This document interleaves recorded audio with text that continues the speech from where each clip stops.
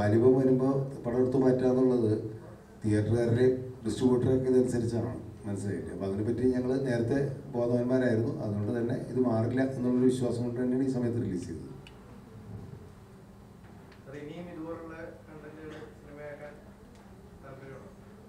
ഇതുപോലത്തെ ചെയ്യില്ല, കാരണം ഇത് ചെയ്തു പോയില്ലേ, അതുകൊണ്ട് ഇനി ചെയ്യാൻ പറ്റില്ല. കാരണം ഇതിന് ഇതുപോലെ ഇത്തരം വിഷയങ്ങൾ അഡ്രസ്സ് ചെയ്യുന്ന സബ്ജക്റ്റ് തീർച്ചയായിട്ടും ചെയ്യും. മുൻകാലങ്ങളിൽ ഞാൻ ചെയ്തിട്ടുണ്ട്, നിങ്ങളെ കണ്ടിട്ടുണ്ടാവും. മഞ്ഞുവേൽ പെൺകുട്ടി എന്ന് പറഞ്ഞ സിനിമ ഞാൻ അന്ന് ചെയ്തപ്പോൾ അന്ന് എല്ലാ വീട്ടിലും നടക്കുന്നുണ്ട്, ചൈൽഡ് അബ്യൂസ് നടക്കുന്നുണ്ട്. പക്ഷെ അത് അന്ന് ആൾക്കാർക്ക് ഉൾക്കൊള്ളാൻ പറ്റിയില്ല, കാരണം അത് സ്ത്രീകൾ ഇതേപോലെ പുറത്തു പറയാൻ പറ്റില്ല.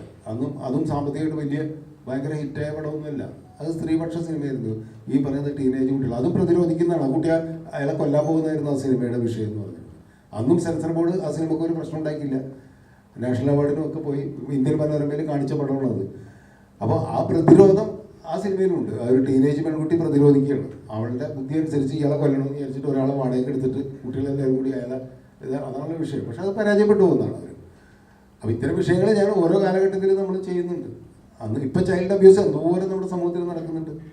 അപ്പോൾ അതുകൊണ്ട് അതൊന്നും എന്താ പറയുക പ്രസക്തമല്ല എന്ന് നമുക്ക് പറയാൻ പറ്റില്ല. വളരെ നല്ല സഹകരണമാണ്. പ്രത്യേകിച്ചും ഇപ്പോഴത്തെ കണ്ടീഷനിൽ മറ്റു പടങ്ങളൊന്നും ഇല്ലാത്തൊരു സാഹചര്യം കൂടിയാണ്. വളരെയധികം ഡിമാൻഡിങ് ആണ്. ഈവൻ ഞങ്ങൾക്ക് ഒരു 75 തിയേറ്റർ മാത്രമാണ് നമ്മൾ ഉദ്ദേശിക്കുന്നത്. പക്ഷേ 100ഓളം തിയേറ്ററുകൾക്ക് ഞാൻ കൊടുക്കേണ്ടി വന്നു.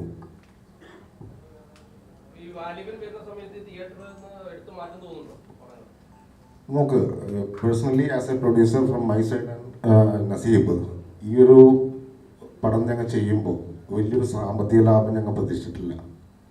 ഞങ്ങൾ പ്രൊഫഷണൽസ് ആയിരുന്നു. ഞങ്ങളതിന് ശേഷം ബിൽഡിംഗ് വർക്ക്, അതായത് ബിൽഡേഴ്സാണ്. ഇപ്പോൾ ഞങ്ങൾക്ക് ഒരു വലിയ സാമ്പത്തിക ഒരു പ്രതീക്ഷ കൊണ്ട് ചെയ്തൊരു പടമല്ല ഞങ്ങൾ.